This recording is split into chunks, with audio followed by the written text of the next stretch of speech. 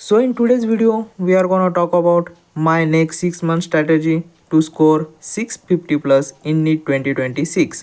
पर कुछ ज़ीरो वाले भी आए होंगे इस वीडियो को देखने की भैया ज़ीरो से बताएंगे, तो उन्हें बता दूं मैं वन शॉट से कर लो केमिस्ट्री और बायोलॉजी। फिजिक्स का कोई क्रैश कोर्स ढूंढो या फिर वन शॉट ढूंढो। फेब एंड तक सिलेबस कंप्लीट करो। अभी फेब आने में 130 दिन बचे हैं, तब तक सिलेबस कंप्लीट कर लो। और उसके बाद मार्च और अप्रैल में 60 दिनों तक रिवीजन करना प्लस टेस्ट देना। और इस फेब एंड तक भी हर संडे एक टेस्ट देते रहना।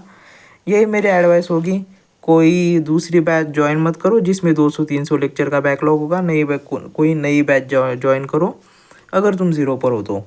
अब हम बात करेंगे मेरी स्ट्रैटेजी के बारे में कि मैं किस तरह से नेक्स्ट 6 मंथ प्लान कर रहा हूँ।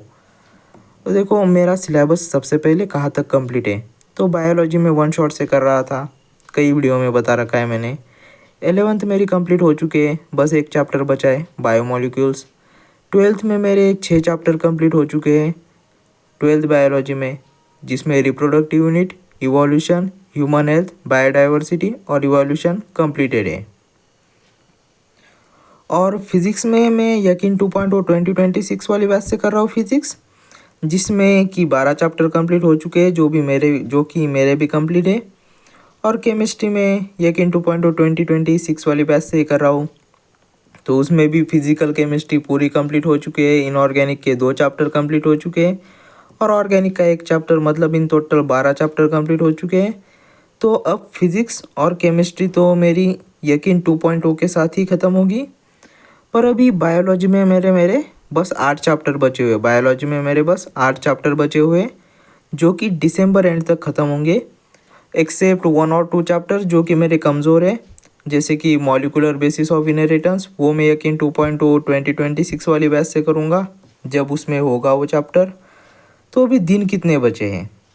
तो अभी 68 दिन बचे हैं, 68 days till 31 December and 191 days till NEET 2026। तो अभी फेब एंडिंग तक मेरी प्लानिंग है कि मैं वीकली 4 चैप्टर का डिटेल रिवीजन करूँगा, जिसमें कि 1 चैप्टर फिजिक्स का होगा, 1 चैप्टर केमिस्ट्री का होगा और वीकली बायोलॉजी के 2 चैप्टर्स की NCERT रीडिंग करूँगा मैं। और अब ये पॉसिबल कैसे होगा, हाउ इट इज़ पॉसिबल? तो उससे पहले फेब एंडिंग तक 18 हफ्ते बचे हैं, मतलब तुम 20 वीक्स मान लो, और 20 इंटू 4 मतलब 80 चैप्टर्स का मैं डिटेल रिवीजन करूँगा। मतलब कम्प्लीटली पूरा सिलेबस एक बार डिटेल रिवाइज हो जाएगा मेरा फेब एंडिंग तक। तो अब ये कैसे होगा? तो देखो, अब इसको टैकल करने के लिए सबसे काम आने वाला है मेरा टाइम टेबल। तो मेरे टाइम टेबल में देखो, 6 घंटे की क्लासेस में मानकर चलता हूँ दिन की। वैसे मैं अप्रॉक्सीमेटली 5 आवर ही करता हूँ डेली, क्योंकि वन शॉट में डेली 1 घंटे का ही देखता हूँ बायोलॉजी का, और उसके बाद नेक्स्ट डे 1 घंटा देखता हूँ अगला, और 4 घंटे इसका रिवीजन करने में चला जाता है।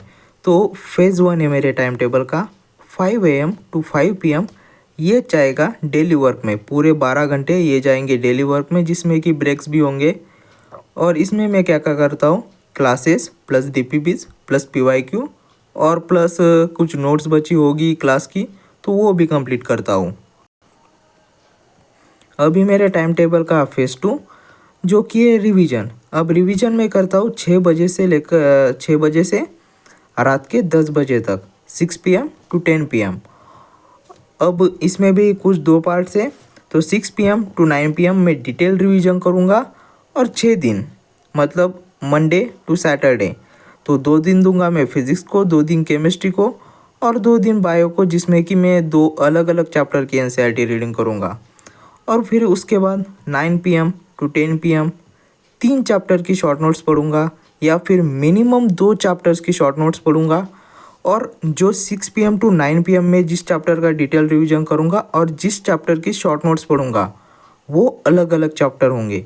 ऐसा नहीं कि मैं यूनिट एंड डायमेंशन का रिवीजन कर रहा हूँ, डिटेल रिवीजन, और उसी की शॉर्ट नोट्स पढ़ रहा हूँ, ऐसा नहीं होगा, अलग अलग चैप्टर होंगे।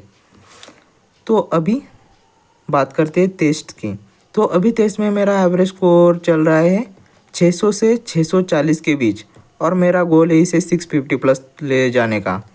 तो अब इसमें एंड वाला जो एंडिंग रहेगी 15 फेब से लेकर 13 अप्रैल तक, मतलब 15 फेब तक तो पूरा सिलेबस हमारा कंप्लीट हो जाएगा और 13 अप्रैल तक तो इसमें 70 दिन 70 डेज। अब इसमें मैं क्या करूँगा कि डेली एटलीस्ट एक मॉक टेस्ट तो ज़रूर दूंगा। हो सकता है कि दो भी दूँ किसी दिन, पर एक तो ज़रूर से दूंगा। अब वो मॉक टेस्ट भी हो सकती है पूरे सिलेबस पर, या फिर चैप्टर वाइज टेस्ट भी हो सकती है 4 या 5 चैप्टर पर या फिर 10 चैप्टर्स पर। तो अब मैं इन टेस्ट का एनालिसिस करके इसमें से वीक टॉपिक ढूंढकर उनको स्ट्रॉन्ग करूँगा। और ये मैं ऐसा नहीं कि एक ही कोचिंग की दूंगा, मैं बहुत सारी कोचिंग की, जो भी अच्छी कोचिंग है उन कोचिंग की टेस्ट दूंगा टेलीग्राम से ढूंढकर, या फिर ऑफलाइन भी ज्वाइन कर सकता हूँ।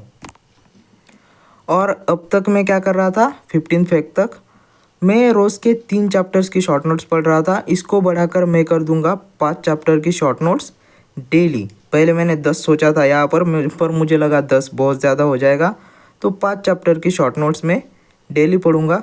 जो और शॉर्ट नोट्स की होती है फिजिक्स और केमिस्ट्री की, मतलब 20 मिनट इंटू 5, मतलब 100 मिनट्स अप्रॉक्सीमेटली 2 घंटे में शॉर्ट नोट्स को दूंगा। और अगर तुम 5 को 70 से मल्टीप्लाई कर दोगे तो 350, और 350 को 60 से डिवाइड कर दोगे तो देख लो, मतलब 5 बार हर एक चैप्टर की शॉर्ट नोट्स पढ़ूंगा मैं, मिनिमम 5 बार। और लाइक फेब से लेकर अप्रैल तक मेरे दिन में 2 घंटे मैं दूंगा शॉर्ट नोट्स को, 3 घंटे दूंगा डेली एक टेस्ट को, 3 घंटे उस टेस्ट के एनालिसिस को, 3 घंटे मैं दूंगा वीक टॉपिक्स को, 3 घंटे दूंगा एनसीईआरटी रीडिंग को, अब बायोलॉजी और इनऑर्गेनिक की एनसीईआरटी रीडिंग को, और 4 घंटे में दूंगा डिटेल रिवीजन को और वीक चैप्टर के रिवीजन को। 4 hour to detail revision of weak chapters. और अगर तुम इसको अगर देखोगे 6 × 3, तो तुम लोगों को लग रहा होगा कि 18 घंटे पढ़ाई करेगा। नहीं, मैं पढ़ाई करने के लिए पोमोडोरो टेक्निक यूज़ करता हूँ और उसमें ब्रेक्स भी होते हैं। तो मान के चलो मैं अप्रॉक्सीमेटली 12 से 13 घंटे ही पढ़ाई करूँगा। और यही सब मेरी कोशिश होगी कि ये सब मैं कंप्लीट करूँ और होपफुली मेरा स्कोर आ जाए 650+। और अगर वो आएगा नहीं आएगा देखना है इन फ्यूचर, तो सब्सक्राइब कर दो। इस वीडियो की इतना ही, मिलेंगे नेक्स्ट वीडियो में, बाय।